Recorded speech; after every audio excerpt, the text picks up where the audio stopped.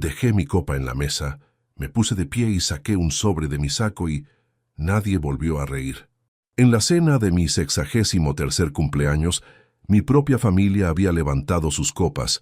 mirándome con una burla helada que les deformaba el rostro mientras Valentina, mi nora, pronunciaba aquellas palabras malditas: «Brindemos por el último año del viejo antes del asilo». La carcajada de mi hijo Javier resonó en las paredes de aquel comedor señorial en Sevilla, una risa hueca que terminó de despedazar 32 años de recuerdos compartidos.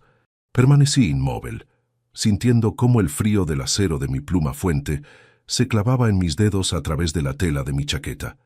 mientras miraba fijamente el fondo dorado del vino que ya no iba a probar. Aquella no era la mesa de una familia celebrando la vida de su patriarca, era un nido de buitres, esperando que el cuerpo terminara de enfriarse para repartirse las pocas vigas de un imperio que yo había tardado una vida entera en cimentar. Mi nombre es Alejandro Ortega.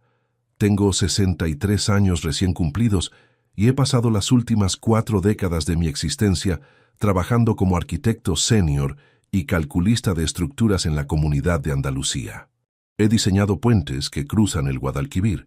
He restaurado fachadas históricas que hoy los turistas fotografían sin saber que debajo de la piedra caliza está mi firma, y he acumulado tierras agrícolas en las afueras de la ciudad a base de jornadas que empezaban cuando las farolas aún estaban encendidas. Mis manos no son las manos de un hombre de despacho que solo firma planos con guantes de seda. Tienen callos antiguos de cuando bajaba a las zanjas a revisar la densidad del hormigón, de cuando discutía con los capataces bajo el sol inclemente del verano sevillano,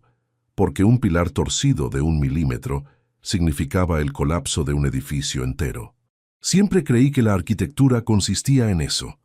en prever las cargas, en calcular las tensiones mecánicas, en asegurarse de que el suelo fuera capaz de soportar el peso de los años. Qué estúpido fui al no aplicar esa misma mecánica de suelos a las personas que permitía sentarse a mi propia mesa. La velada había comenzado a las 8 de la tarde, bajo una llovizna fina que golpeaba los ventanales de mi residencia en el barrio de Los Remedios. Yo mismo había bajado a la bodega particular para seleccionar 3 botellas de un vino de La Rioja que guardaba para las ocasiones solemnes, pensando que llegar a los 63 años con salud y con un patrimonio limpio era un motivo legítimo para dar gracias a la vida. La mantelería de hilo, los candelabros de plata heredados de mis padres y la vajilla de porcelana daban al comedor un aire de solemnidad protectora. Cuando Javier cruzó la puerta de la entrada, luciendo ese traje de diseñador italiano que yo mismo le había pagado el mes pasado para su última junta corporativa, sentí una oleada de orgullo que me nubló el juicio por completo. Él es mi único hijo, un ingeniero civil de 32 años al que eduqué en los mejores colegios de Madrid, un muchacho al que le entregué un coche de alta gama el día que defendió su proyecto de fin de carrera, porque quería que saliera al mundo real sin las carencias con las que yo había empezado. A su lado caminaba Valentina Rubio, su esposa desde hacía 4 años. Valentina trabaja como arquitecta en la firma donde yo solía ser el socio principal, un puesto que consiguió no por la brillantez de sus planos, sino porque Javier me suplicó de rodillas que le diera una oportunidad para que pudieran empezar a pagar la entrada de su propia vivienda. Ella siempre había tenido una actitud impecable en las reuniones formais, una cortesía ensayada que se manifestaba en sonrisas milimétricas y elogios oportunos hacia mi trayectoria profesional. Esta noche, sin embargo, el ambiente dentro de la casa se sentía extrañamente cargado, como el aire denso que precede a las tormentas eléctricas en los campos del sur. Valentina llevaba un vestido oscuro y sostenía una copa de cristal con una delicadeza que ahora me resulta puramente teatral, mientras intercambiaba miradas rápidas y cómplices con Javier cada vez que yo me giraba para servir los aperitivos. Me senté en la cabecera de la mesa, observando las velas encendidas que proyectaban sombras alargadas sobre las paredes de la estancia. A la derecha de mi hijo se encontraba vacío el espacio que solía ocupar mi difunta esposa, un vacío que se sentía más profundo en fechas como esta. Javier comenzó a hablar sobre las complejidades de su última obra en la periferia de Sevilla, quejándose del precio del acero estructural y de las exigencias del ayuntamiento, usando palabras técnicas que yo le había enseñado cuando apenas era un niño que jugaba con maquetas de plástico en el suelo de mi estudio. Yo lo escuchaba en silencio, dándole pequeños sorbos a mi agua, notando que su pierna derecha no dejaba de balancearse bajo el mantel, un tic nervioso que Javier manifestaba desde la adolescencia cada vez que ocultaba un suspenso escolar o una travesura grave. Valentina intervino en la conversación, desviando el tema con una soltura gélida hacia mi salud, preguntándome si no me sentía cansado de vivir solo en una propiedad tan grande, si los dolores de la espalda no se hacían insoportables durante las noches de invierno. «La casa está perfecta, Valentina», respondí, manteniendo el tono de mi voz calmado y pausado, el mismo registro que usaba con los inspectores municipales cuando intentaban ponerme trabas en un proyecto de construcción. Cada rincón de estas paredes fue calculado por mí para durar 3 generaciones. El silencio no me molesta. Me permite pensar con claridad. Minora soltó una pequeña risa, un sonido seco que chocó contra la porcelana de los platos, y miró de reojo a Javier, quien inmediatamente bajó la vista hacia su cubierto, incapaz de sostener mi mirada durante más de 2 segundos continuos. Fue en ese preciso instante cuando la tensión latente se convirtió en una agresión abierta. Valentina levantó su copa de Rioja,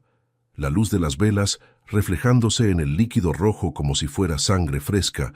y miró a los 3 invitados que habíamos convocado para la cena, antiguos colegas de mi despacho, que se removieron incómodos en sus asientos al percibir el cambio de temperatura en la habitación.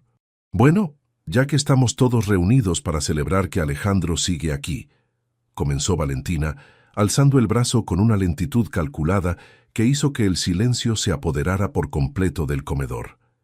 «Quiero proponer un brindis especial, un brindis por este día tan señalado, por el último año libre del viejo antes de que lo acomodemos en el asilo privado de la sierra». Sus ojos fijos en los míos no mostraban una pizca de arrepentimiento, sino la frialdad absoluta de quien cree que ya ha ganado la partida antes de que el adversario mueva su primera pieza. «Javier, mi propia sangre, el niño que cargué en mis hombros por los olivares de la Andalucía, levantó su copa también, soltando esa risa floja y cobarde que delataba el tamaño de su sumisión ante la mujer que compartía su cama. Los invitados se quedaron de piedra,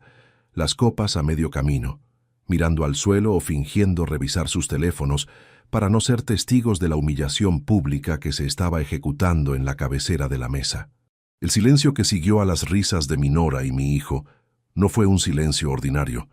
fue el silencio de una demolición interna.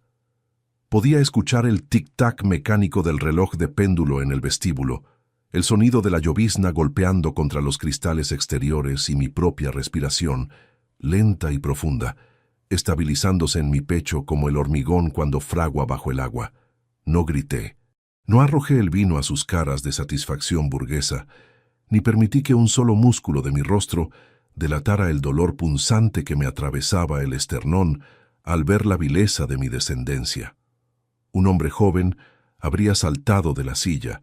destrozando la vajilla y maldiciendo los nombres de los traidores.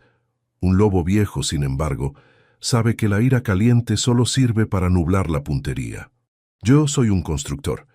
y los constructores desarmamos las estructuras defectuosas viga por viga, ladrillo por ladrillo, hasta que la fachada colapsa sobre los cimientos podridos. Dejé mi copa de cristal sobre la madera maciza de la mesa con un golpe seco que resonó nítido, cortando en seco el último rastro de la risa de Javier. El eco metálico del cristal contra la caoba pareció congelar el aire del comedor. Me puse de pie lentamente, estirando la espalda hasta alcanzar mi estatura completa, permitiendo que la sombra de mi figura se proyectara sobre los platos de mi hijo y Minora. Introduje la mano derecha en el bolsillo interior de mi saco de lana gris y saqué un sobre alargado de color crema, un sobre grueso que no contenía felicitaciones de cumpleaños ni cheques de regalo. Lo coloqué con extrema deliberación justo en el centro de la mesa, sobre el mantel blanco, exactamente entre la copa de Javier y el plato de Valentina. Nadie volvió a reír. La sonrisa de Valentina se extinguió en sus labios como una cerilla mojada, y el rostro de mi hijo pasó instantáneamente del rubor de la burla a una palidez cerosa que empezó a cubrirle las mejillas. «Habéis calculado muy mal las cargas de este edificio, Javier», dije,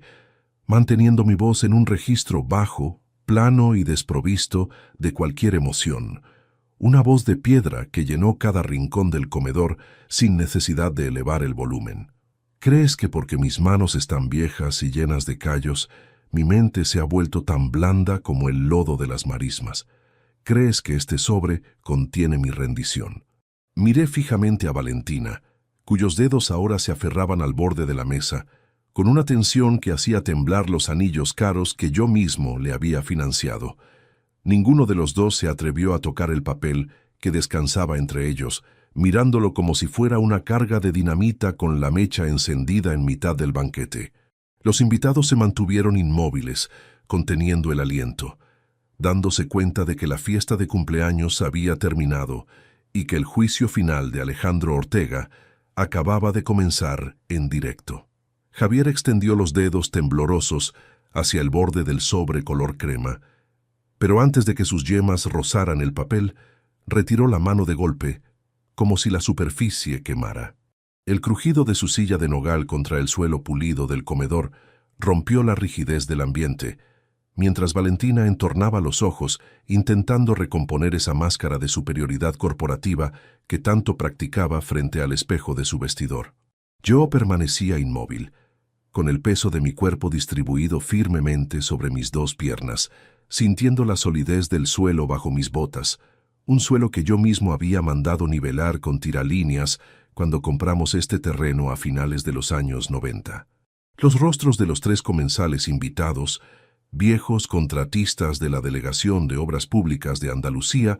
se mantenían fijos en sus platos de porcelana, sumidos en un mutismo absoluto que delataba la incomodidad de presenciar cómo la estructura de una estirpe se resquebrajaba en directo. «No vas a abrirlo en este momento, Javier, porque sé perfectamente que no tienes el valor de mirar los cimientos de tu propia estafa delante de los hombres que te vieron empezar como ayudante de topógrafo», pronuncié, dejando que cada sílaba saliera cargada con el peso denso del hormigón, cuando fragua a la sombra. Mi hijo tragó saliva, y el movimiento brusco de su nuez de Adán fue el único indicio de que mis palabras habían impactado en el centro de su orgullo herido. Valentina, recuperando parte del tono agudo que utilizaba para reprender a los delineantes novatos en el estudio de arquitectura, cruzó los brazos sobre el pecho y me lanzó una mirada que pretendía ser de lástima, aunque el temblor imperceptible de su barbilla la delataba por completo. «Alejandro, por favor, no montes uno de tus habituales espectáculos de viejo autoritario el día de tu cumpleaños», siseó ella, intentando buscar la complicidad de los invitados con un gesto rápido de la cabeza, pero nadie la respaldó. «Todos aquí sabemos que estás cansado, que la gestión de las fincas agrícolas te supera y que la edad te está haciendo ver fantasmas donde solo hay preocupación familiar por tu bienestar futuro». Escuché la infamia de su argumento, sin alterar las pulsaciones de mi pecho, recordando el diseño de resistencia de los materiales que tanto defendí en los congresos de Madrid. Cuanto más dura es la presión externa, más compacta debe ser la respuesta de la viga maestra. Aquel ataque directo no era más que el síntoma visible de una podredumbre que se había estado gestando durante los últimos 4 años, desde el mismo instante en que Javier me presentó a Valentina Rubio en una recepción del Colegio de Arquitectos de Sevilla. Ella se había presentado como una especialista en estructuras contemporáneas, una joven ambiciosa, nacida en una familia venida a menos de la provincia de Badajoz, que buscaba desesperadamente abrirse camino en los despachos más influyentes de la capital andaluza. Javier, con esa debilidad de carácter que siempre intenté corregir a base de disciplina y horas de pie a pie de obra, se deslumbró de inmediato por la labia rápida y los trajes entallados de una mujer que medía cada palabra en función del beneficio patrimonial que pudiera extraer de su interlocutor. A los 6 meses de conocerla, mi hijo vino a mi despacho de la calle Betis, sudando a mares a través de su camisa azul, para pedirme que la incorporara al equipo de diseño con un sueldo que superaba con creces la media del sector para una profesional sin apenas 3 proyectos ejecutados en su currículum. Recuerdo perfectamente aquella tarde de mayo. El sol entraba de costado por el ventanal que da al río Guadalquivir, calentando los planos de ordenación urbana que yo estaba revisando con mis viejos anteojos de lectura. Papá, ella tiene una visión moderna que nos hace falta. Necesitas delegar el peso de la firma en las nuevas generaciones, me había dicho Javier, balanceando la pierna derecha con ese tic nervioso que hoy volvía a manifestar bajo la mesa de cumpleaños. Yo accedí, no por la valía de los argumentos de mi muchacho, sino porque la memoria de mi difunta esposa seguía pesando en mis decisiones. Ella siempre me hizo prometer que nunca dejaría a Javier desamparado ante las dificultades del mercado laboral. Durante el primer año, Valentina se comportó como una empleada modélica, absorbiendo cada detalle de la contabilidad de la empresa, revisando los contratos de arrendamiento de nuestras fincas de olivos y ganándose la confianza de los empleados del área administrativa con una amabilidad exagerada que ahora comprendo que era puramente instrumental. Se casaron en la iglesia de Santa Ana, en una ceremonia que costó 80.000 euros, una factura que pagué íntegramente de mi bolsillo de ahorro porque quería que mi único heredero tuviera la boda que su posición merecía. Valentina insistió en que el banquete se celebrara en un cortijo exclusivo de las afueras, un lugar donde se reunió toda la burguesía local y los directores de las sucursales bancarias con las que mi constructora llevaba operando desde los años 80. En las fotografías de aquel día, que todavía cuelgan en el pasillo de esta casa, mi nora sonreía sosteniendo mi brazo con una devoción que parecía inquebrantable, una puesta en escena perfecta para asegurar el flujo de los fondos. Poco después de la luna de miel, los sutiles cambios estructurales comenzaron a manifestarse en el comportamiento de la pareja. Javier dejó de acudir a las fincas agrícolas a supervisar la recolección de la aceituna, alegando que el trabajo de campo era obsoleto y que un ingeniero de su nivel debía centrarse en la especulación inmobiliaria en las grandes urbes como Madrid o Marbella. Valentina, por su parte, empezó a sugerir reformas en la estructura societaria de mi firma,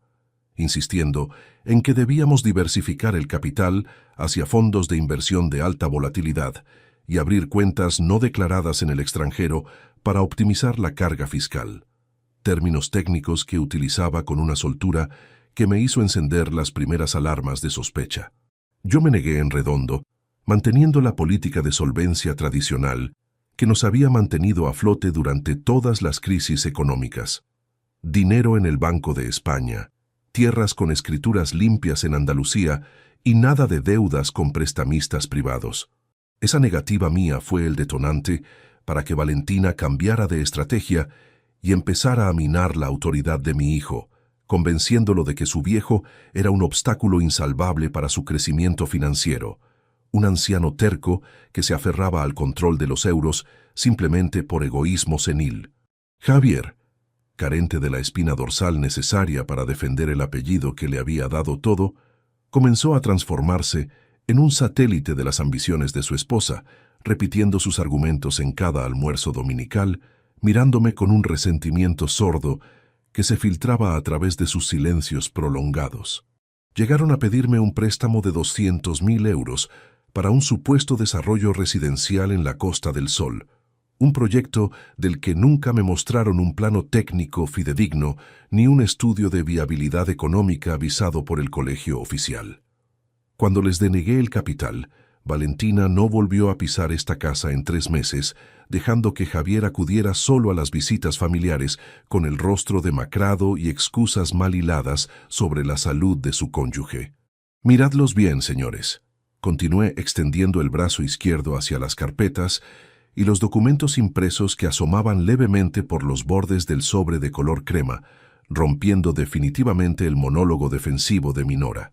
Esta mujer que habla de mi cansancio es la misma que la semana pasada estuvo revisando el registro de la propiedad de Sevilla para comprobar cuántas de mis hectáreas de olivar no estaban sujetas a cargas hipotecarias. El silencio del comedor se volvió tan denso que la respiración asmática de uno de los contratistas invitados parecía un fuelle viejo rompiendo el aire de la estancia. Javier se llevó la mano derecha al cuello de la camisa, desabrochándose el primer botón con un movimiento desesperado, mientras buscaba el auxilio de Valentina con unos ojos desencajados por el pánico latente. Valentina, dándose cuenta de que la estrategia del desprecio ya no tenía sustentación mecánica, se inclinó hacia adelante sobre la mesa, apoyando los dos antebrazos sobre el mantel blanco con una agresividad felina que despojó a su rostro de cualquier rastro de elegancia.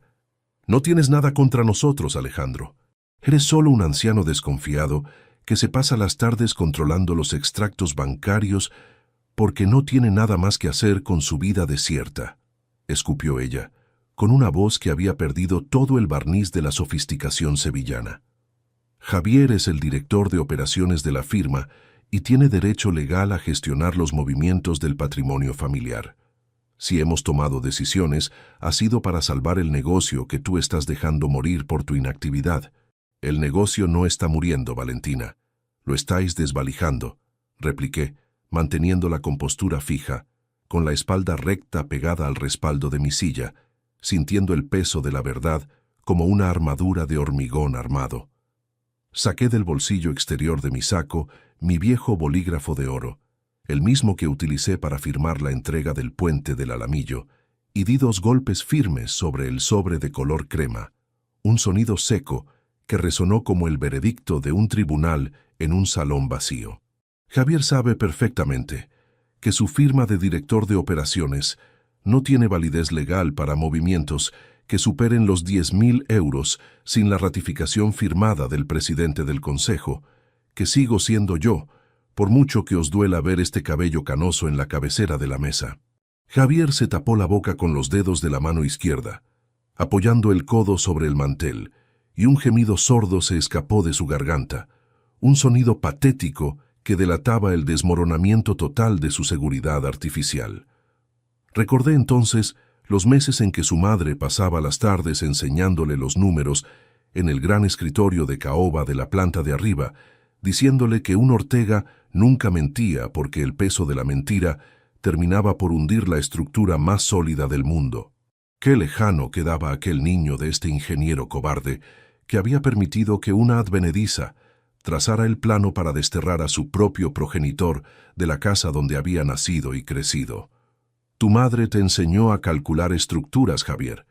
pero nunca aprendiste a calcular las consecuencias de la codicia ajena, añadí, fijando mis ojos directamente en las pupilas dilatadas de mi hijo, obligándolo a levantar la cabeza por primera vez en toda la noche. ¿Crees que el dinero que ha estado saliendo de las cuentas de la constructora durante los últimos 18 meses se ha evaporado sin dejar rastro en las pantallas de los auditores de Sevilla? ¿Crees que este viejo arquitecto solo sabe usar el compás y la escuadra de madera? Valentina extendió la mano derecha de forma súbita, atrapando el sobre color crema con un zarpazo rápido, dispuesta a romper el papel antes de que los invitados pudieran ver el contenido. Pero yo fui más rápido. Apoyé la palma de mi mano derecha sobre la superficie del sobre con una firmeza de cantero, inmovilizando los dedos de mi nora contra la madera maciza de la mesa, obligándola a sostener la tensión física del encuentro. La luz de las velas tembló debido al movimiento brusco del aire, proyectando formas distorsionadas sobre el papel donde se leía un sello oficial de la Fiscalía de Sevilla, un detalle que Valentina captó de inmediato y que hizo que su rostro pasara de la furia al terror absoluto. Javier apartó la mirada de forma violenta, dejando caer los brazos sobre sus muslos mientras un sudor frío le empapaba las sienes, justo cuando el timbre del teléfono fijo ubicado en la esquina del comedor comenzó a repicar con una insistencia estridente. Nadie se movió para contestar. El sonido metálico chocaba contra los azulejos andaluces del zócalo, quebrando el murmullo de la lluvia exterior y agudizando la rigidez de los comensales que continuaban atrapados en la escena. Yo retiré mi mano del sobre con una parsimonia estudiada, permitiendo que Valentina apartara los dedos como se aparta a un animal herido, mientras las velas consumidas a la mitad dejaban caer pesadas gotas de cera sobre la plata del candelabro. La primera ruptura real en la armadura de mi ignorancia no había ocurrido esta noche, sino exactamente 7 días atrás, una tarde calurosa de martes en la que el sol de poniente teñía de un rojo espeso los archivadores de madera de mi estudio privado. Javier se había presentado en la casa sin avisar, cruzando el umbral con una prisa inusual que de inmediato me hizo desviar la vista de los presupuestos de conservación que estaba revisando. No traía planos ni muestras de materiales. En sus manos portaba una carpeta de piel sintética negra, un objeto demasiado rígido que sostenía contra su pecho con una desesperación que intentaba camuflar bajo una sonrisa forzada de cortesía filial. «Papá, he estado hablando con el asesor legal de la delegación de Sevilla y creemos que va siendo hora de organizar los papeles de previsión médica», me había dicho, sentándose en el borde del sillón de cuero sin desabrocharse la chaqueta de vestir. «La gestión de las tierras y la constructora exige un ritmo que ya no es el adecuado para tu espalda. Si firmamos esta procuración de representación absoluta, Valentina y yo podremos encargarnos de los trámites pesados en el ayuntamiento sin que tengas que desplazarte en mitad del invierno». Yo lo miré por encima de mis anteojos de lectura, notando cómo sus dedos tamborileaban contra el cuero del apoyabrazos, repitiendo el mismo patrón nervioso que manifestaba cuando era un colegial que ocultaba una falta grave.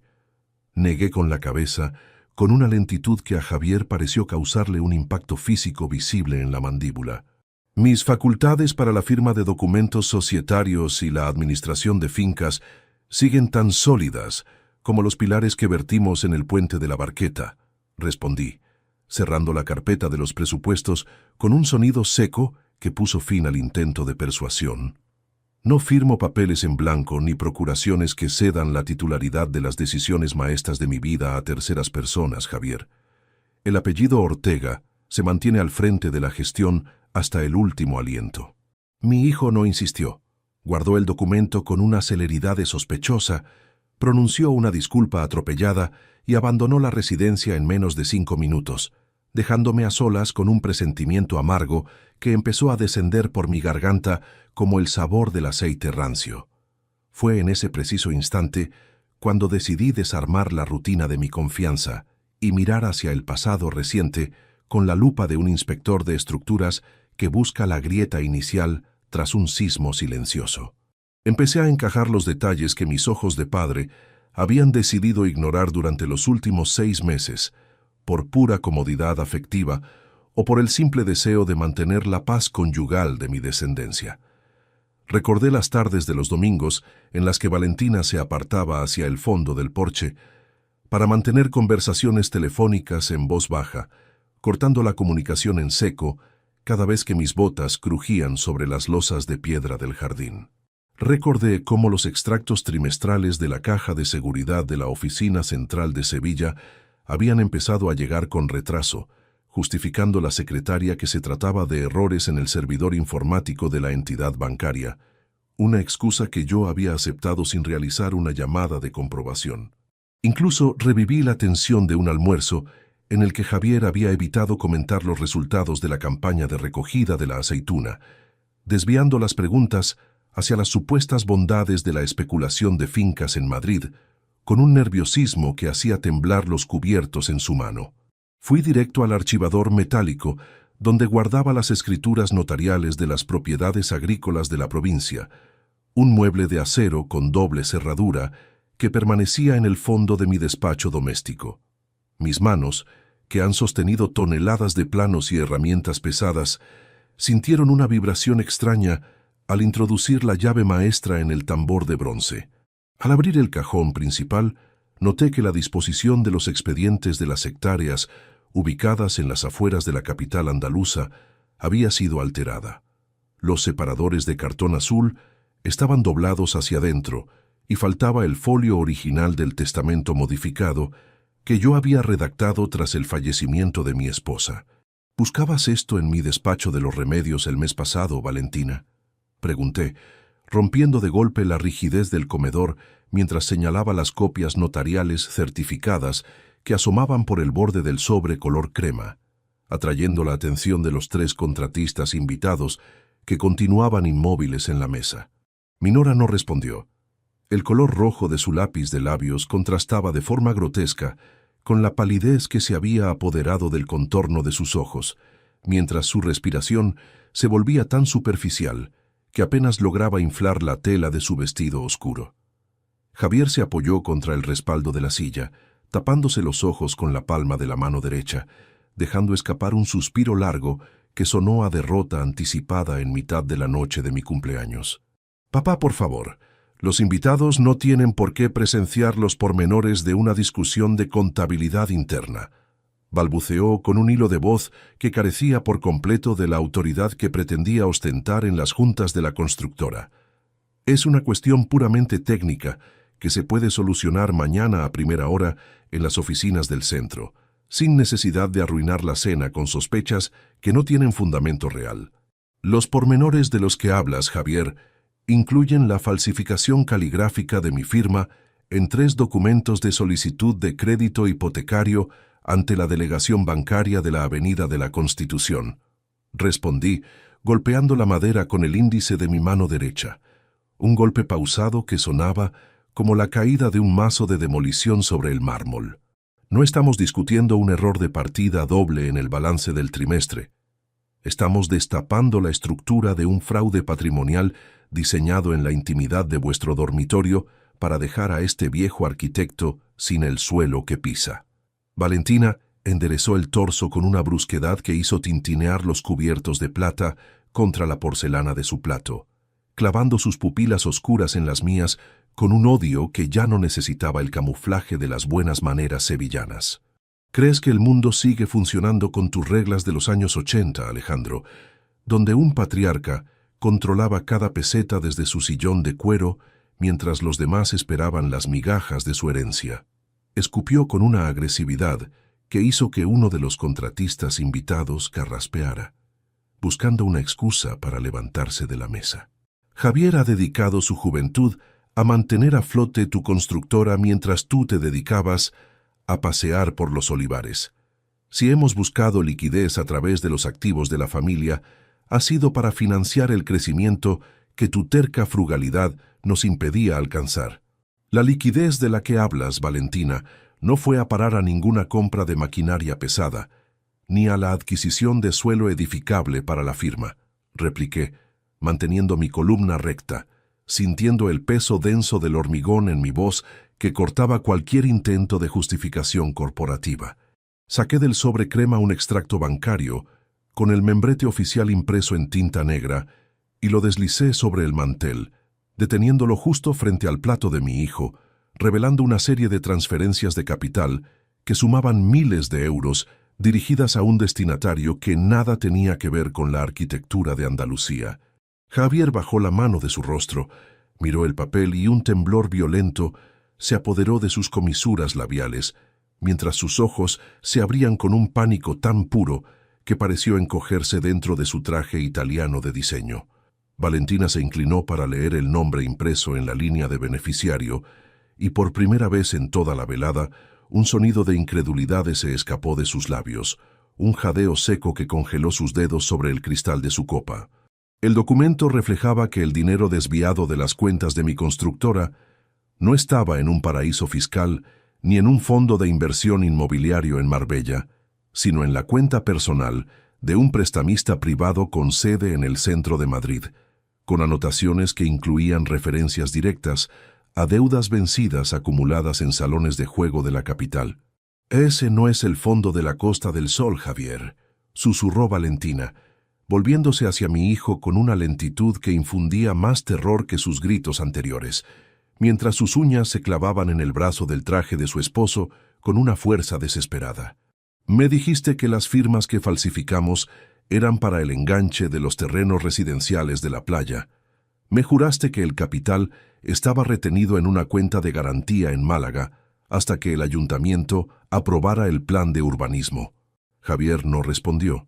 Comenzó a sollozar en silencio, dejando que las lágrimas corrieran por sus mejillas cerosas, confirmando con su mutismo que la traición no solo iba dirigida contra su progenitor, sino que guardaba una capa interna de engaño que Valentina acababa de descubrir en mitad del comedor de mi cumpleaños.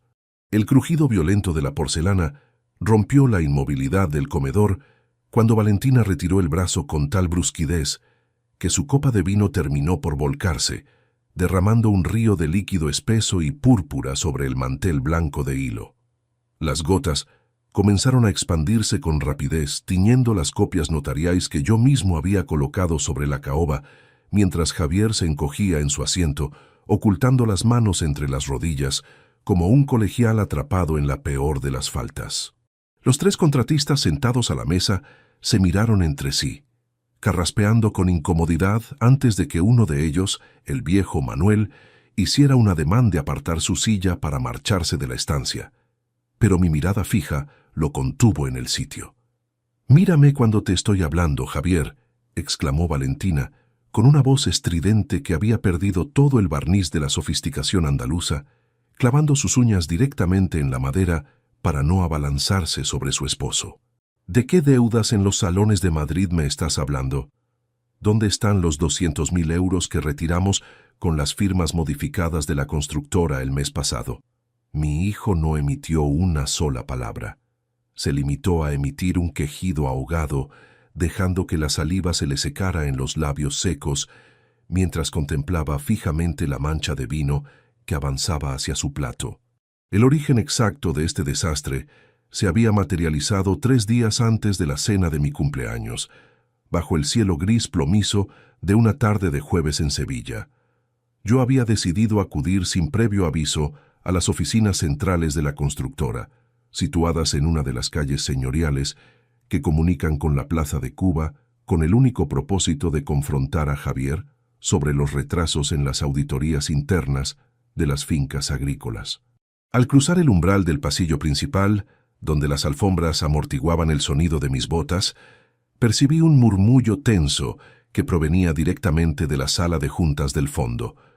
una estancia con mamparas de cristal translúcido que amortiguaban las voces, pero no la agresividad del tono. Me pegué de costado contra la pared de madera de roble, manteniendo la respiración contenida, sintiendo el frío del picaporte de bronce en la palma de mi mano, mientras la voz de Valentina atravesaba la ranura de la doble puerta con una nitidez absoluta. «Tu padre es un obstáculo insalvable para la liquidación de las fincas de olivos, Javier», decía ella, con una frialdad corporativa que me heló la sangre en las venas. «El director médico de la clínica privada de la Sierra ya tiene preparados los informes de evaluación cognitiva. Solo necesitamos que firme el documento de la Procuración General este fin de semana durante el banquete de su cumpleaños para trasladarlo de inmediato al centro sin levantar sospechas en el vecindario». «Es mi padre, Valentina. No sé si tenga el valor de llevar a cabo el confinamiento tan rápido», había respondido Javier, con un tono titubeante y desprovisto de cualquier vestigio de virilidad que me provocó un vacío insoportable en el estómago. Él construyó este despacho con sus propias manos, conoce cada movimiento contable del banco, y si se da cuenta de las modificaciones caligráficas antes de la firma del notario, la Fiscalía de Sevilla intervendrá a las cuentas de la constructora de inmediato. La respuesta de Minora fue una risa corta, despectiva, un sonido seco que se clavó en mi pecho como un cincel de cantero en la piedra caliza. «Tu cobardía nos va a mandar a la miseria antes de que acabe el invierno, Javier. El procurador de los salones de Madrid ya ha enviado la última notificación de embargo sobre las participaciones de la sociedad, y si no presentamos las escrituras de las tierras de la Andalucía como garantía hipotecaria el lunes a primera hora, los acreedores privados desmantelarán esta firma pilar por pilar». Me quedé paralizado en mitad del pasillo de la oficina, contemplando el logotipo de bronce de la constructora Ortega que decoraba la pared del vestíbulo, sintiendo cómo el mundo que había edificado con jornadas de 18 horas se transformaba en un escenario de traición biológica. Mi propio hijo, la prolongación de mi apellido,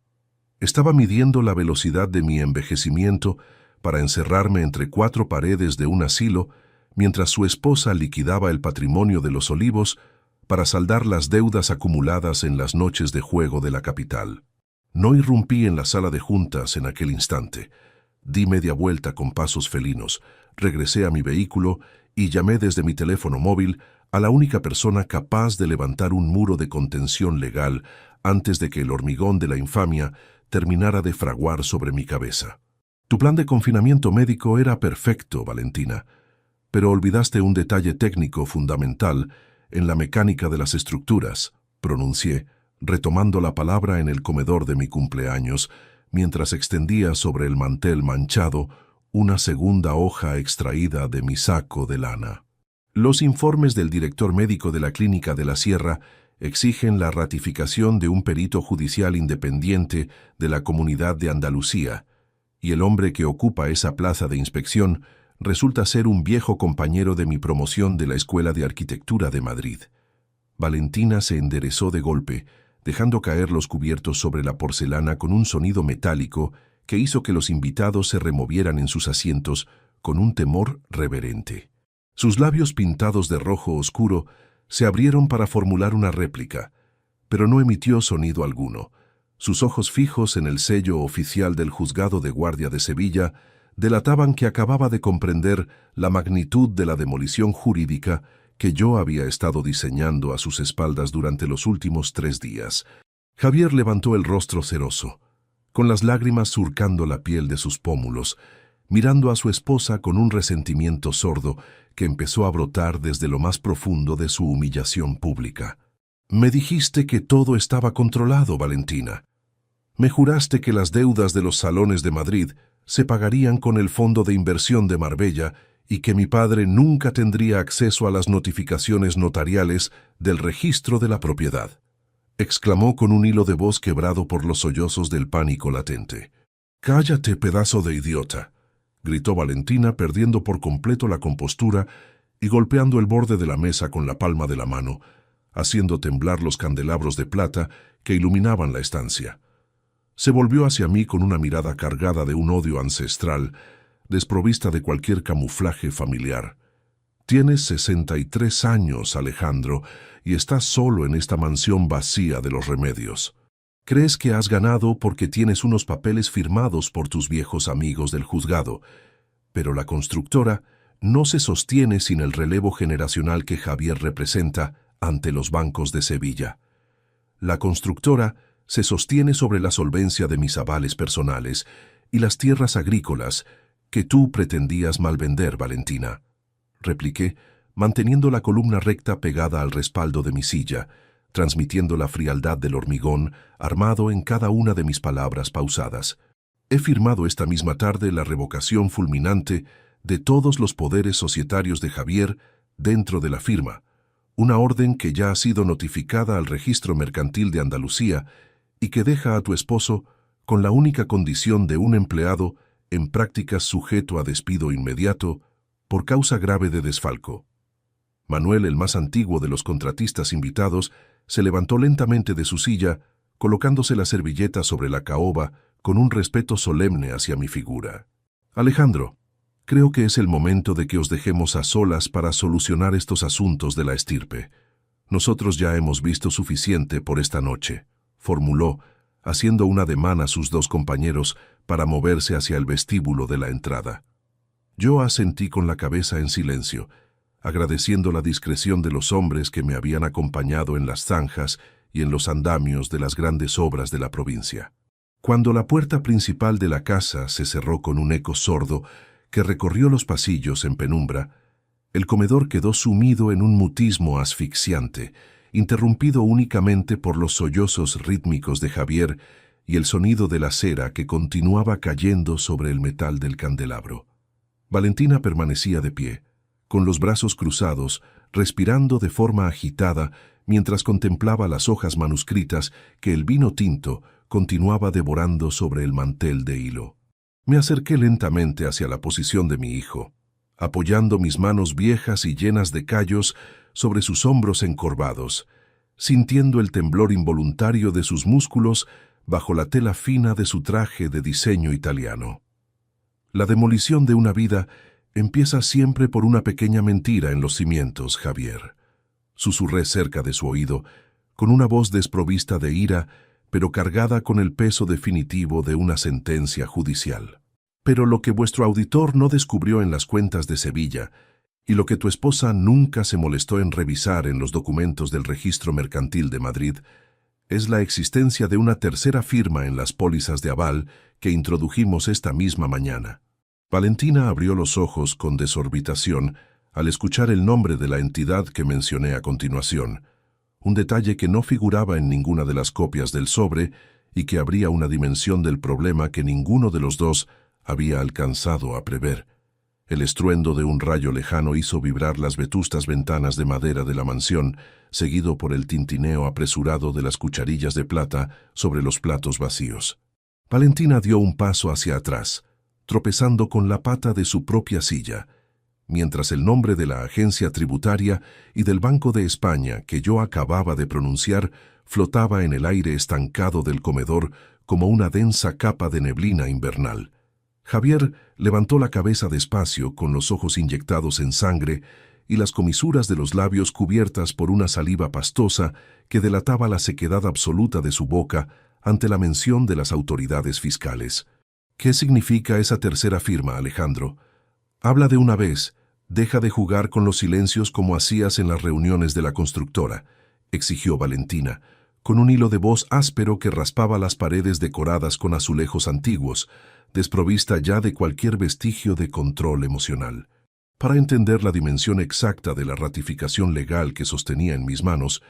era necesario regresar al despacho de mi viejo amigo y abogado tributarista, Mateo Garrido, situado en una tercera planta de la transitada Plaza Nueva de Sevilla. El viernes por la mañana,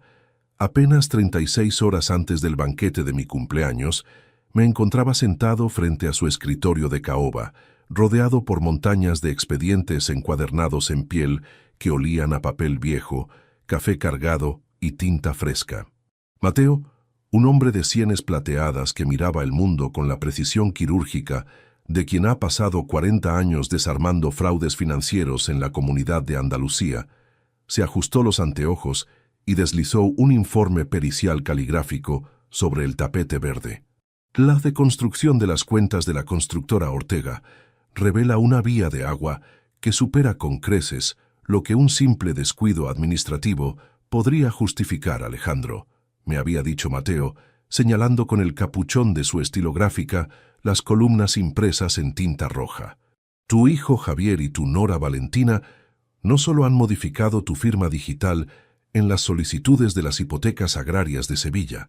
han abierto una cuenta puente no declarada en una entidad bancaria extranjera, utilizando el CIF de tu empresa principal como aval colateral de una serie de pagarés vencidos que acumulaban en los salones de Madrid. El informe técnico arrojaba una cifra demoledora: 180.000 euros exactos, extraídos mediante transferencias fraccionadas de 10.000 euros durante los últimos 18 meses, movimientos diseñados para esquivar las alertas automáticas del Departamento de Auditoría Interna de la firma. Cada firma falsa colocada en los pagarés representaba una jornada de trabajo que ellos habían decidido borrar de mi contabilidad personal, asumiendo que mi frugalidad de viejo constructor me impediría revisar el estado de los fondos reservados en las sucursales de la Avenida de la Constitución. Pero la podredumbre no termina en los números del banco, viejo amigo, continuó Mateo, inclinándose hacia adelante con una gravedad que hizo que el pulso de mis manos cajeadoras se detuviera por completo. Para asegurar el flujo del capital sin levantar sospechas mutuas, Valentina instaló un software de duplicación de pantallas en el terminal informático de tu propio despacho doméstico. Ella sabía cada noche qué documentos revisabas, qué escrituras consultabas y a qué hora apagabas las luces de la planta de baja. Al escuchar aquella revelación en el silencio del despacho de Mateo, sentí como el peso de las vigas que había levantado durante mi carrera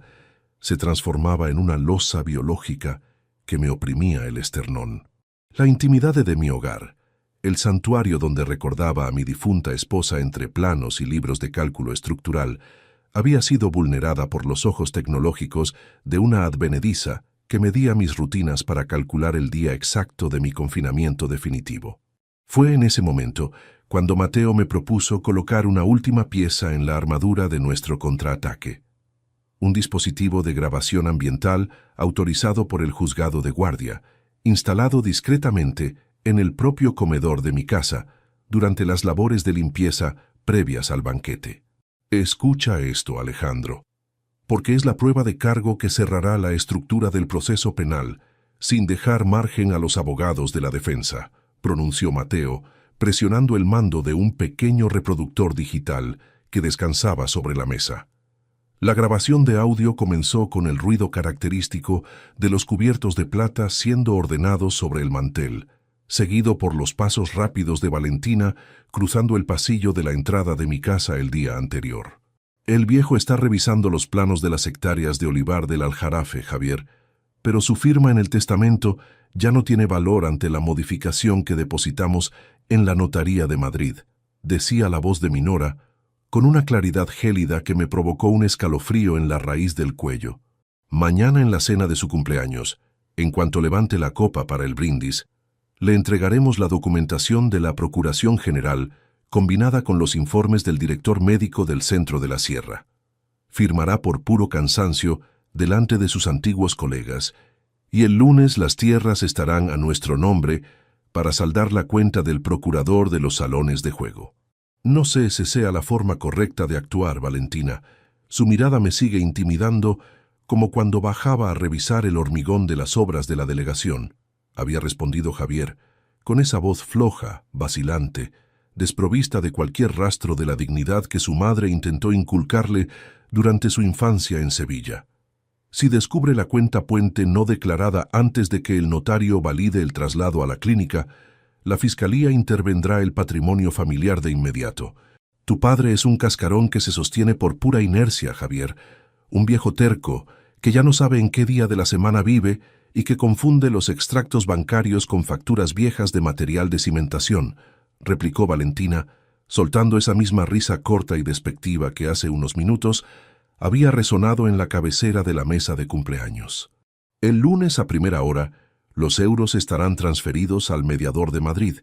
y el viejo estará contemplando los pinos de la sierra desde la ventana de su habitación privada, bien lejos de nuestro progreso financiero. La reproducción del audio se extinguió en el comedor de mi casa,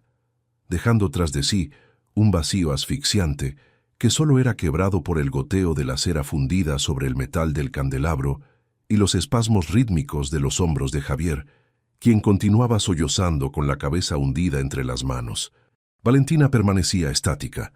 con la piel del rostro crispada por una contracción muscular que le desfiguraba las facciones elegantes, contemplando el pequeño reproductor digital que yo había extraído del sobre color crema y colocado sobre el mantel de hilo manchado de vino tinto. Esa grabación destruye cualquier posibilidad de defensa por enajenación cognitiva o por error de administración de la sociedad, Valentina, formulé, manteniendo mi columna recta y la voz firme, plana, proyectando la dureza del hormigón cuando alcanza su máxima resistencia estructural tras el fraguado. Mateo Garrido ya ha presentado la denuncia formal ante la Delegación de Delitos Económicos de la Policía Nacional de Sevilla, acompañada por los informes de la auditoría de las cuentas y las certificaciones de las firmas falsificadas en las hipotecas agrarias. Javier se deslizó lentamente de su silla de nogal, cayendo de rodillas sobre las losas del suelo del comedor, arrastrando consigo la servilleta de hilo que terminó por mancharse con el vino derramado. Se aferró al dobladillo de mi chaqueta de lana gris, con unos dedos espasmódicos que buscaban la compasión que él mismo me había denegado al planificar mi destierro hacia la clínica de la sierra. «Perdóname, papá. Yo no quería llegar a este extremo. Te lo juro por la memoria de mi madre», exclamó con un llanto ahogado que provocaba una vibración patética en la estancia vacía. Valentina me convenció de que los usureros de los salones de Madrid vendrían a por mi vida si no entregábamos las escrituras de las tierras de olivos como garantía de los pagarés vencidos. «Cállate de una vez, maldito cobarde arrastrado», rugió Valentina, perdiendo el último vestigio de cordura corporativa y pateando los restos de la silla de Javier, con los ojos inyectados en un odio puro que ya no necesitaba contención alguna. Se volvió hacia mí, señalándome con un dedo índice cuyos anillos caros centelleaban bajo la luz de las velas consumidas. Crees que has ganado este asalto porque tienes unas cintas grabadas en la intimidad de tu cocina, Alejandro Ortega. Pero la constructora se hunde mañana por la mañana en cuanto los proveedores de Sevilla se enteren de que las pólizas de crédito están bloqueadas por una investigación judicial de la Fiscalía. La constructora no se va a hundir, Valentina, porque los proveedores confían en la firma de Alejandro Ortega desde hace 40 años, no en las modificaciones caligráficas de dos delincuentes que malgastan el patrimonio familiar en las noches de Madrid, respondí, apartando el saco de lana del agarre tembloroso de mi hijo con un movimiento seco y digno, dando un paso hacia el centro de la estancia. Lo que vuestro asesor financiero no calculó al abrir la cuenta puente en el extranjero, y lo que tú diste por sentado al duplicar la pantalla de mi terminal informático, es que la titularidad última de las acciones societarias, con derecho a voto absoluto, nunca estuvo en manos de la dirección de operaciones que Javier ostentaba. Me detuve frente al ventanal que da al jardín, contemplando cómo las luces rojas y azules de dos vehículos que avanzaban por la calle de los Remedios, sin activar las sirenas, comenzaban a reflejarse en los cristales surcados por la lluvia torrencial. Saqué de mi bolsillo el teléfono móvil, presionando una tecla rápida de marcación directa que conectaba con el vestíbulo de la entrada de la casa, donde el silencio de la noche aguardaba la orden definitiva del presidente del Consejo. Valentina contuvo el aliento de forma súbita, girando la cabeza hacia el pasillo de la entrada al escuchar el sonido sordo de unos pasos firmes que hacían crujir la madera de la entrada. Unos pasos que no pertenecían a los contratistas que se habían marchado minutos antes, sino a una presencia que transportaba consigo una carpeta de expedientes judiciales que abría un abismo que ninguno de los dos había alcanzado a prever en sus planos de demolición. El rozar metálico de un paraguas goteando contra el paragüero de bronce del vestíbulo retumbó en la quietud de la casa, anunciando la entrada de unos pasos pesados que hacían crujir el parqué del pasillo con una cadencia castrense. Valentina contuvo el aliento, girando el cuello con una rigidez zoológica hacia el umbral del comedor, mientras sus dedos, entumecidos por la furia, se desclavaban lentamente de la mesa de nogal. La silueta del inspector principal del Grupo de Delitos Económicos de Sevilla, flanqueada por la figura imponente de mi abogado Mateo Garrido, se recortó contra la luz tenue de la entrada, transportando una carpeta de cuero oscuro que contenía las órdenes de incautación judicial emitidas apenas unas horas antes. «Buenas noches, señores», pronunció la voz de Mateo, un tono que carecía de cualquier rastro de cordialidad festiva y que cayó sobre la estancia con la frialdad de una losa de hormigón recién desmoldada. «Siento interrumpir los postres de tu 63º aniversario, Alejandro, pero la delegación policial ya ha completado la comprobación de los servidores centrales de la constructora, y la documentación civil está lista para ser ejecutada en este mismo instante». Minora dio un paso hacia atrás, con la espalda encorvada y los labios trémulos, mirando la insignia oficial que el inspector portaba en el cinturón de su abrigo mojado con una expresión de absoluto desmoronamiento. Javier, que continuaba de rodillas sobre las losas del suelo, no intentó levantarse. Se limitó a esconder el rostro entre los brazos, sollozando con una debilidad biológica que terminaba por sepultar cualquier vestigio del apellido que yo le había otorgado para transitar por el mundo de la ingeniería. La preparación minuciosa de este contraataque técnico se había gestado durante las 72 horas previas, un periodo en el que mi mente de calculista de estructuras operó en un estado de calma gélida, midiendo cada vector de la agresión patrimonial que se ejecutaba en la intimidad de mi despacho doméstico. Tras recibir las primeras pruebas caligráficas de las firmas modificadas en las hipotecas agrarias de Sevilla, supe que no podía permitir que la ira caliente nublara el diseño de mi respuesta legal. Un constructor sabe que ante un pilar agrietado por la codicia no se realiza un parche superficial, se organiza una demolición controlada que limpie el terreno hasta los cimientos maestrantes. Fui directo a la sede central de la entidad bancaria que gestionaba los fondos de reserva de mi constructora, una oficina de techos altos y mármol oscuro, situada en la concurrida Avenida de la Constitución. Allí, reunido con el director regional y con Mateo Garrido bajo el amparo del secreto profesional, procedí a firmar la revocación fulminante de todas las autorizaciones de disposición de capital que Javier poseía en calidad de director de operaciones. Cada trazo de mi pluma fuente sobre las órdenes de bloqueo representaba la colocación de un puntal de acero para asegurar que los euros acumulados durante 4 décadas de jornadas inclementes no siguieran desviándose hacia las deudas acumuladas en los salones de Madrid. Hemos verificado la existencia de la cuenta puente en el extranjero, Alejandro, me había explicado el director bancario, mostrando en la pantalla de su terminal informático una serie de conexiones digitales que coincidían exactamente con las horas en que Valentina duplicaba el monitor de mi ordenador doméstico. Tu nora utilizó las claves del área administrativa para emitir pagarés garantizados con el patrimonio de tus fincas de olivos, asumiendo que el proceso de validación notarial tardaría semanas en llegar a tus manos por pura inercia burocrática. Al cruzar los datos con la agencia tributaria, la alerta por fraude fiscal se ha activado de forma automática en toda la comunidad de Andalucía. Con esa certificación técnica bajo el brazo, Mateo y yo acudimos al juzgado de guardia de Sevilla para registrar la denuncia penal por falsificación documental, desfalco societario y estafa continuada en grado de tentativa. La gravedad de los audios grabados por el dispositivo ambiental, donde Valentina y Javier discutían mi confinamiento médico en la clínica de la Sierra para malvender las tierras agrícolas del Aljarafe, disipó cualquier duda en el ánimo del juez instructor. En menos de 6 horas, la Fiscalía firmó las órdenes de registro de la vivienda de la pareja y el decreto de desahucio inmediato de la cobertura de lujo situada en el centro de la capital andaluza, una propiedad cuya titularidad última pertenecía a mi empresa patrimonial y por la que ellos nunca habían pagado un solo euro de alquiler. El plano de la demolición jurídica está completo, Alejandro, me había dicho Mateo esa misma tarde, mientras caminábamos bajo la llovizna por los alrededores de la Plaza Nueva. Solo necesitamos que la cena de tu cumpleaños transcurra con normalidad aparente hasta el momento del brindis. Deja que saquen su soberbia a la luz. Cuanto más alto levanten la copa de la humillación, más definitivo será el impacto de las fuerzas del orden cuando irrumpan en el comedor.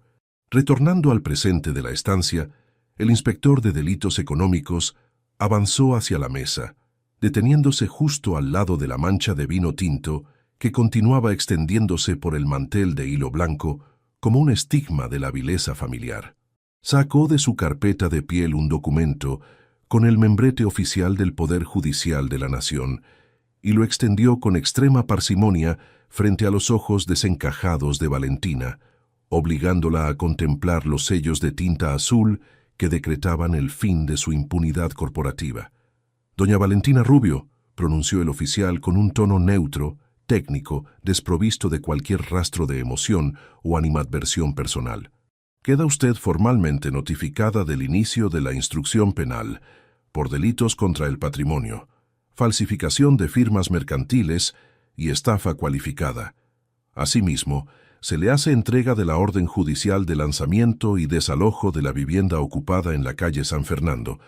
disponiendo de un plazo improrrogable de 24 horas para retirar sus enseres personales antes del precintado de la propiedad por las fuerzas de seguridad».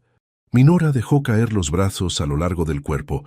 con los dedos rígidos y la mandíbula desencajada, perdiendo el último rastro del barniz de sofisticación que había intentado sostener durante los 4 años de su matrimonio con Javier. Miró a su esposo, que continuaba sollozando de rodillas sobre las losas del suelo, y una mueca de absoluto desprecio le deformó las facciones, dándose cuenta de que el aliado que había escogido para asaltar mi imperio no era más que un cascarón blando que se desmoronaba ante la primera presión real de la justicia. «Esto es una venganza de viejo demente, Alejandro», gritó ella, volviéndose hacia mí con una voz rota, desgarrada por el pánico de verse arruinada antes de que terminara la noche. «Has utilizado a tus antiguos amigos de los juzgados de Sevilla para destruir la carrera de Javier y para dejar a tu propio hijo en la calle. La constructora se va a quedar sin financiación en cuanto los bancos se enteren de que has denunciado a la dirección de operaciones de tu propia firma. La financiación de la firma depende de la solvencia de mis tierras y del respeto que los contratistas de Andalucía tienen por este cabello canoso, Valentina, no de los pagarés falsificados que tu esposo firmaba en las noches de Madrid. Respondí, manteniendo mi posición en la cabecera de la mesa, con la columna recta y las manos entrelazadas a la espalda, proyectando la imperturbabilidad de un pilar de hormigón que soporta el peso de una tormenta. Javier ha dejado de pertenecer a la estructura de la empresa desde las 4 de la tarde de hoy. No hay relevo generacional para los delincuentes en la estirpe de los Ortega. El inspector se giró entonces hacia mi hijo, sacando un segundo juego de folios de la carpeta de cuero oscuro, mientras Mateo Garrido se situaba a mi lado,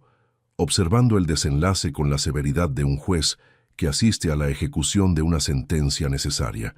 «Don Javier Ortega», continuó el oficial, agachándose levemente para colocar el papel cerca de los dedos temblorosos de mi muchacho. «Tiene usted la obligación legal de presentarse mañana a las 10 de la mañana en las dependencias de la Jefatura Superior de Policía de Sevilla para prestar declaración en calidad de investigado, con la advertencia expresa de que cualquier intento de abandono del territorio de la comunidad autónoma o de destrucción de soportes informáticos derivará en una orden de prisión preventiva inmediata». Javier levantó el rostro ceroso, con las lágrimas limpiando el polvo de las losas de sus pómulos, y miró fijamente el documento que decretaba el fin de su estatus de ingeniero de éxito, comprendiendo que la red de seguridad patrimonial que su padre le había colocado desde la infancia acababa de ser retirada de forma definitiva por sus propias acciones. «Papá, por favor, detén esto», suplicó con una voz rota que provocó una vibración patética en el comedor vacío. «Valentina me obligó a transferir los euros de la cuenta puente. Me juró que los usureros de Madrid le harían daño a nuestro futuro si no entregábamos las escrituras de los Olivos como aval. El perdón no borra la deconstrucción de la confianza, Javier», respondí con una voz baja, densa, desprovista de ira, pero cargada con la finalidad de un muro de contención definitivo. «Mañana empezará el proceso penal que tú mismo has diseñado con cada firma modificada y con cada mentira pronunciada en esta mesa de cumpleaños. Es hora de que aprendas el valor de la gravedad en un suelo que ya no va a amortiguar tu caída». El inspector hizo una señal a los 2 agentes civiles que aguardaban en el porche exterior de la mansión, ordenándoles acompañar a Valentina hacia el vehículo para proceder a la entrega formal de las actas de incautación de sus ordenadores portátiles en su domicilio de la calle San Fernando.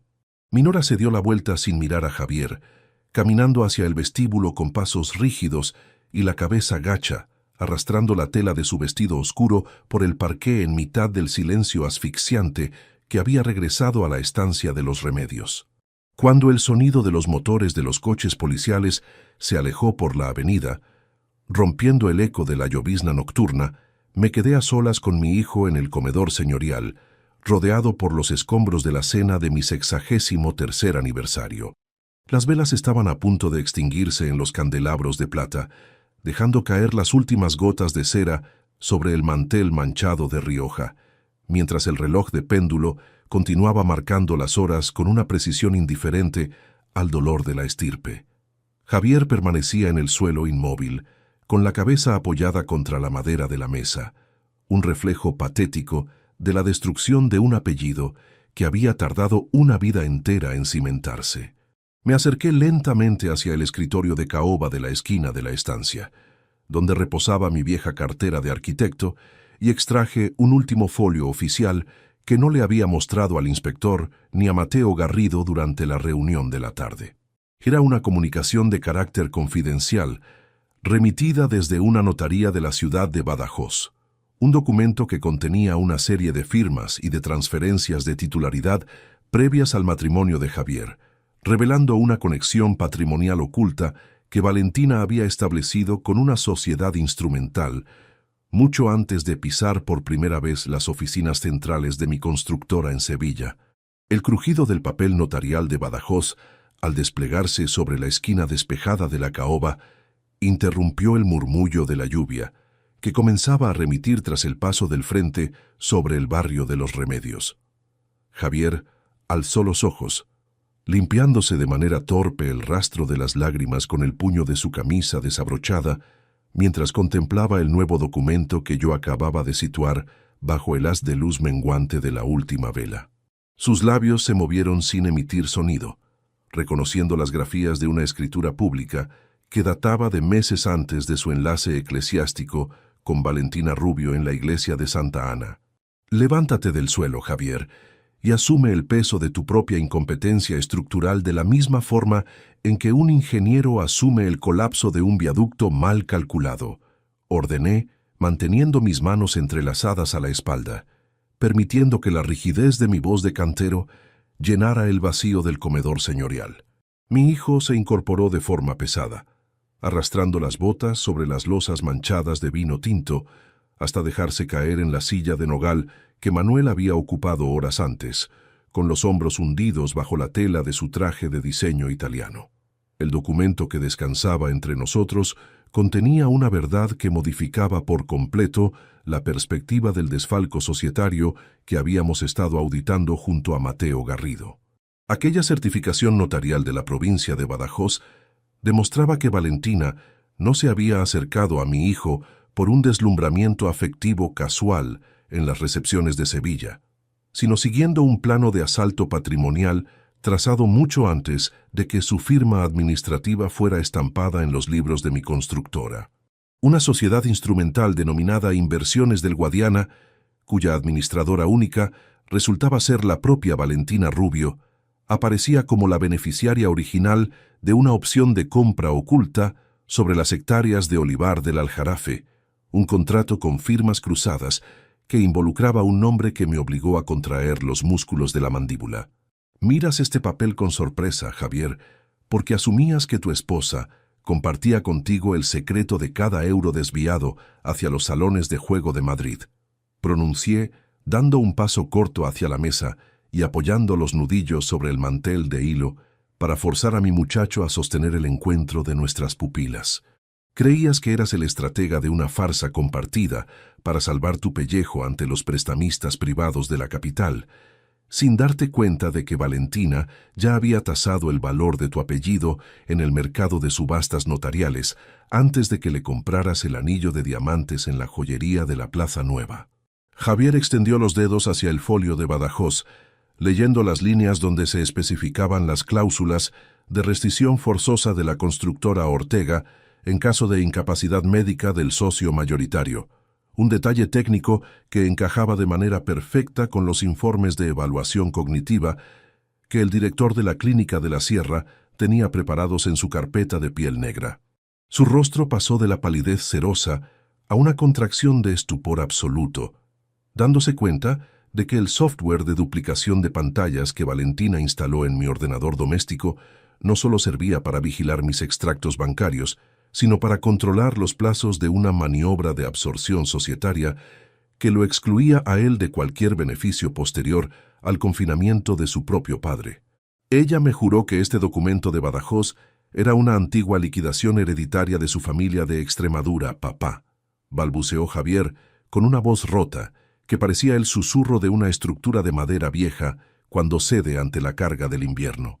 Me dijo que si firmábamos la Procuración Médica General durante el banquete de tu cumpleaños, el Banco de Sevilla detendría los embargos sobre las participaciones y podríamos refinanciar la deuda de Madrid a través de una ampliación de capital controlada por nosotros dos. Nunca hubo un nosotros dos en los planos de Valentina, Javier, repliqué, manteniendo la compostura fija, sintiendo la solidez del hormigón armado en cada palabra que salía de mi pecho hacia la penumbra del comedor. Fuiste el instrumento dócil, el ariete mecánico que ella utilizó para perforar la blindaje legal de mi firma sin levantar las alarmas del Consejo de Administración. Te convertiste en un falsificador caligráfico para complacer a una mujer que ya tenía pactada la entrega de mis tierras agrícolas con un tercer inversor de la Comunidad de Madrid. El timbre del teléfono móvil de Javier, olvidado sobre el mantel cerca de la gran mancha púrpura de Rioja, comenzó a vibrar con una intensidad sorda que hizo tintinear los cristales de la lámpara superior. La pantalla se iluminó con el nombre de Valentina, una llamada que llegaba desde el domicilio precintado de la calle San Fernando, donde los agentes de la Policía Nacional de Sevilla debían estar concluyendo el inventario de los soportes informáticos del área administrativa. Javier estiró el brazo para tomar el aparato, buscando con la mirada una autorización en mis ojos que ya no le pertenecía. Pero mi mano vieja y calejada se anticipó, presionando el botón de altavoz con un movimiento pausado y definitivo. «Javier, contesta de una vez y sal de esa mansión antes de que tu padre archive las actas de transferencia del Banco de España», gritó la voz de Valentina a través del altavoz, desprovista de cualquier vestigio de la elegancia que solía impostar en los almuerzos dominicales, con un fondo de ruidos de puertas azotándose y pasos apresurados sobre el parqué. «El inspector de delitos económicos ha ordenado el bloqueo de mis cuentas particulares en Badajoz, pero la clave de acceso de la cuenta Puente Extranjera sigue activa en la terminal de la constructora. Tienes que ir al despacho del centro ahora mismo y ejecutar el borrado de los metadatos antes de que Mateo Garrido entregue las copias certificadas al juez de instrucción». Javier miró el teléfono sobre la caoba. Luego me miró a mí, contemplando mis manos que tantas veces le habían sostenido los planos de ingeniería durante sus noches de estudio universitario. Y por primera vez en toda la velada, el peso de la dignidad del apellido Ortega pareció encontrar un resquicio de sustentación en su columna encorvada. «No voy a ir a ninguna sucursal, Valentina», respondió mi hijo, con un tono que, aunque tembloroso, poseía una firmeza inédita que hizo que el llanto cesara por completo en sus pómulos. «Mi padre tiene cada extracto resaltado en amarillo sobre la mesa y la policía ya conoce el desvío de los 180.000 euros. Esto se ha terminado para los dos». Un silencio gélido llegó desde el otro lado de la línea, un silencio de 3 latidos que pareció congelar el aire del comedor antes de que la voz de Minora regresara convertida en un susurro cargado de una amenaza inminente. «Eres un cobarde arrastrado idéntico al viejo arquitecto que te crió, Javier, pero cometéis un error de cálculo imperdonable al asumir que la Fiscalía de Sevilla se limitará a revisar los balances de la constructora», escupió ella, con una frialdad que me obligó a enderezar la espalda por completo. «Si yo caigo mañana ante el tribunal de la Audiencia Provincial, la documentación que deposité en la Notaría de Madrid sobre la licitación del puente del Aljarafe saldrá a la luz pública, y entonces veremos quién es el verdadero delincuente de esta estirpe». La comunicación se cortó con un chasquido electrónico seco, dejando en la estancia de los remedios el eco de una acusación que apuntaba hacia el centro de mi propia trayectoria profesional. Javier se levantó de la silla de nogal, con los ojos abiertos por una sorpresa que superaba su pánico anterior, fijando su atención en las copias notariales de Badajoz que continuaban extendidas bajo la luz menguante de las velas de mi 63º cumpleaños. El nombre de la licitación del puente del Aljarafe, el último gran proyecto de infraestructura, que yo había avisado antes de mi jubilación anticipada de la firma, guardaba un código de archivo que figuraba manuscrito en el margen inferior del folio, una anotación realizada con una tinta azul descolorida que yo reconocí al instante de mi propio puño y letra. Me acerqué al ventanal del jardín, observando cómo la llovizna terminaba de disolverse bajo las primeras luces grises del alba que comenzaban a clarear el horizonte sobre los tejados de Sevilla, tiñendo el agua acumulada en las hojas de los naranjos de un tono plateado y nítido. Saqué mi pluma fuente de oro del bolsillo de mi saco de lana gris, clavando la mirada en el plumín desgastado por tantas firmas de contratos de hormigón y estructuras que hoy sostenían el tránsito de miles de personas en la provincia. «Prepara tu abrigo, Javier», pronuncié sin girarme hacia la posición de mi hijo, manteniendo mi voz plana, desprovista de la debilidad del dolor familiar, pero concentrada en la resolución definitiva de un plano maestro que requería una última verificación técnica. La comparecencia de las 10 de la mañana en la Jefatura Superior de Policía de Sevilla ya no será un simple trámite de investigación contable sobre tu desfalco societario. Vamos a tener que desarmar un pilar que tu esposa colocó en los cimientos de nuestra firma mucho antes de lo que Mateo Garrido sospechaba en sus informes fiscales. Mi hijo asintió en silencio, tomando su chaqueta del respaldo con unas manos que por primera vez en toda la noche dejaron de temblar al comprender que la demolición de la verdad nos obligaría a descender juntos hasta la zona más profunda de la zanja. El vapor blanquecino de mi taza de café recién filtrado se elevaba perezosamente en el aire nítido de la mañana, dispersándose hacia el porche de madera de la finca donde los primeros rayos del sol andaluz comenzaban a secar la humedad de la tierra cultivada. Las hojas verdes de los olivos centenarios brillaban con un tono plateado bajo la luz limpia del amanecer, balanceándose suavemente con la brisa fresca que soplaba desde las colinas de Sevilla. Sostenía el recipiente de cerámica entre mis manos ásperas, disfrutando del silencio absoluto que rodeaba las 3 hectáreas de mi propiedad, un mutismo reparador que se había convertido en el cimiento de mi nueva existencia, alejado del asfalto de los remedios. El tic-tac lejano de un reloj de pared y el canto de los pájaros en las ramas eran los únicos sonidos que quebraban la paz reconquistada, una calma que 14 meses atrás parecía una imposibilidad mecánica en mitad del colapso estructural de mi estirpe. «Su café está en el punto exacto de temperatura, don Alejandro», pronunció la voz de Diego, el capataz que se encargaba de la gestión de la recogida de la aceituna, aproximándose al porche con un fajo de albaranes de entrega en la mano. Los camiones de la cooperativa ya han salido hacia la almazara central de la provincia. El tonelaje de esta semana ha superado las previsiones del trimestre y los pagos correspondientes se han ingresado de forma directa en la cuenta de la sociedad principal. Asentí con la cabeza, dando un sorbo pausado al líquido negro y amargo, sintiendo cómo el calor descendía por mi garganta mientras dejaba los documentos sobre la mesa de madera rústica, firmados con mi viejo bolígrafo de oro. La resolución definitiva de la tormenta jurídica, que se había desencadenado la noche de mi 63º cumpleaños, había exigido un tránsito largo por los tribunales de la Audiencia Provincial de Sevilla,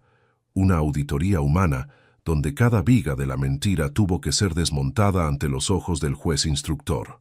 Valentina Rubio había intentado utilizar la supuesta falsificación de la licitación del puente del Aljarafe como su última escotilla de escape defensiva, una amenaza gélida que se desmoronó en cuanto Mateo Garrido presentó los planos originales visados ante la Delegación de Obras Públicas. Aquella anotación con tinta azul descolorida no era un indicio de corrupción, sino la prueba técnica de que yo mismo había vetado una subcontratación fraudulenta que Valentina intentó introducir mediante una empresa pantalla de Badajoz meses antes de conocer a mi hijo. La caída de Minora ante el Tribunal de Justicia fue absoluta, desprovista de cualquier vestigio de la soberbia corporativa con la que había levantado la copa en mi cena de aniversario. El cruce de los datos informáticos de los servidores centrales de la constructora con las investigaciones de la agencia tributaria demostró que ella era la arquitecta maestrante de una red de desvío de capital que superaba los límites de la comunidad autónoma. Valentina Rubio fue condenada a una pena de 8 años de prisión efectiva por delitos de estafa cualificada, falsificación continuada de firmas mercantiles y fraude fiscal, sin derecho a beneficios de libertad condicional debido al riesgo de fuga detectado por sus conexiones en el extranjero. Las coberturas de lujo de la calle San Fernando fueron embargadas por mandato judicial para cubrir la restitución de los 180.000 euros extraídos de las cuentas de mi constructora, una liquidación patrimonial que dejó a la advenediza en la ruina absoluta antes de que terminara la primavera. Javier, mi única descendencia, recibió una sentencia de 3 años de prisión condicional, una resolución que el magistrado otorgó atendiendo a su colaboración voluntaria en el desciframiento del software de duplicación de pantallas y a su arrepentimiento sincero manifestado desde la Jefatura Superior de Policía. La ley de la deconstrucción penal le obligó a asumir una orden de inhabilitación profesional absoluta para el ejercicio de cargos de dirección de operaciones en cualquier empresa del sector de la ingeniería civil de Andalucía. Quedó despojado de los trajes de diseño italiano, de los vehículos de alta gama financiados por mi firma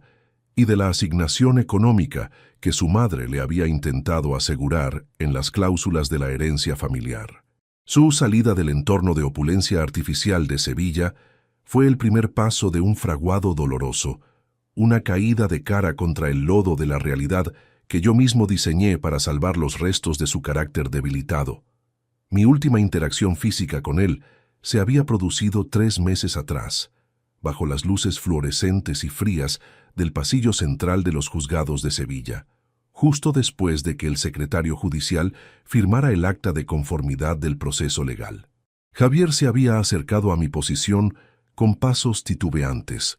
con el rostro demacrado por las noches de insomnio y las manos hundidas en los bolsillos de una chaqueta ordinaria de lana que sustituía a su antiguo guardarropa burgués. «Sé que he roto los cimientos de tu confianza, papá, y que no merezco llevar el apellido de los Ortega después de la vileza que permití en tu mesa de cumpleaños», me había susurrado, con un hilo de voz quebrado por los sollozos de la vergüenza real. Yo lo miré fijamente a los ojos, manteniendo mi columna recta y la distancia digna de un viejo constructor que no negocia con los planos de la verdad. «El perdón es un trámite interno que he firmado para recuperar mi propia paz en la tierra de los olivos, Javier, pero el perdón no borra la deconstrucción de la deuda. Ahora te toca a ti subir los peldaños de la vida usando tus propios ladrillos», respondí, antes de darle la espalda y caminar hacia la salida sin mirar atrás. Actualmente, Javier se encontraba trabajando como peón de pavimentación en las obras de conservación de las carreteras de la red secundaria de la provincia, cargando botes de mezcla, manejando herramientas pesadas bajo el sol inclemente y ganándose el pan diario con el sudor real de su frente. Había alquilado una habitación modesta en un pueblo del Aljarafe,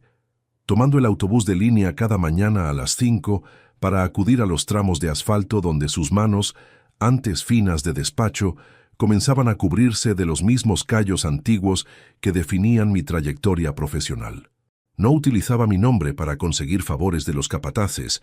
ni mencionaba su antiguo título de ingeniero. Transitaba por el mundo como un esclavo de su propia reconstrucción personal, asumiendo el valor de cada euro que ganaba con la flexión de su espalda. Me levanté de la silla de mimbre del porche, colocándome el casco de obra blanco que descansaba sobre la barandilla, dispuesto a iniciar la inspección matutina de las zanjas de cimentación del nuevo centro de formación agrícola que la Fundación Ortega estaba financiando en las afueras de la localidad. Utilicé los 500.000 euros de la venta de la antigua oficina central de la calle Betis para constituir una red de seguridad técnica para los hijos de los jornaleros de Andalucía, enseñándoles que trabajar la piedra y calcular la resistencia de las estructuras es un oficio de orgullo inquebrantable. Mis botas crujieron sobre la grava del sendero mientras me aproximaba a mi vieja camioneta, sintiendo que cada paso en este suelo limpio me devolvía la fe en las fuerzas de la gravedad que la traición familiar casi me había arrebatado. Giré la cabeza hacia la carretera comarcal que cruzaba frente a la entrada de la finca al escuchar el sonido rítmico y pesado de las apisonadoras mecánicas que trabajaban en el reasfaltado del sector 4 de la vía. A una distancia de apenas 50 metros, oculto tras la línea de los naranjos, pude divisar la silueta de un operario que vestía un chaleco reflectante de color amarillo fosforescente, manchado de alquitrán y polvo de hormigón. Cargaba un pesado tablón de madera sobre sus hombros encorvados, moviéndose con una parsimonia dura, magro y fuerte debido a los meses de jornadas de 10 horas a la intemperie. Era Javier. Detuvo su marcha un instante para limpiarse el sudor de la frente con el dorso del guante cajeador.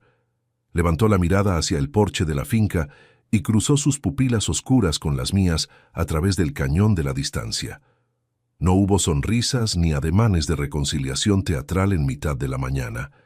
Javier se limitó a realizar un movimiento seco e imperceptible con la cabeza, un asentimiento firme de un trabajador que reconoce la autoridad de otro jefe al final de un turno inclementado. Un saludo de piedra que transmitía un entendimiento terrible pero real. La farsa había concluido, el suelo blando de la especulación se había hundido y él estaba ganándose el derecho a mantenerse de pie sobre sus propios cimientos. Se giró de nuevo hacia la pila de materiales, cargó la herramienta y continuó su marcha bajo el sol andaluz, sin volver a mirar hacia la posición de mi vehículo. Subí a la cabina de la camioneta, que olía a planos viejos, serrín y trabajo honesto, apoyando las manos sobre el volante, con un suspiro largo que liberó la última tensión alojada en mi esternón. Miré mis palmas envejecidas en el espejo retrovisor. Tenían cicatrices de las sierras y del cemento, pero estaban limpias de la podredumbre del engaño familiar. La demolición había sido dolorosa. La deconstrucción de la estirpe había cobrado su precio en el corazón de un padre, pero la estructura final que se levantaba sobre el terreno era mecánicamente estable y honorable para las generaciones futuras.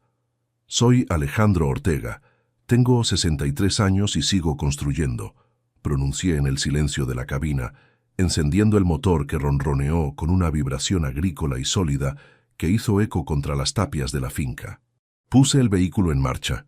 avanzando lentamente por el camino serpenteante de salida hacia las obras de la fundación, contemplando cómo el horizonte de Sevilla se despejaba por completo de nubes bajo el cielo azul de la mañana. Sin embargo, al sintonizar la frecuencia de la radio local en el salpicadero para comprobar los avisos del tráfico de la provincia, una voz de la Delegación de Obras Públicas interrumpió la emisión con una noticia de última hora que afectaba de forma directa a la titularidad de los terrenos agrícolas que yo acababa de registrar en Badajoz, revelando un decreto del ayuntamiento que ponía en marcha una orden de expropiación forzosa que Mateo Garrido no había alcanzado a prever en sus planos legales.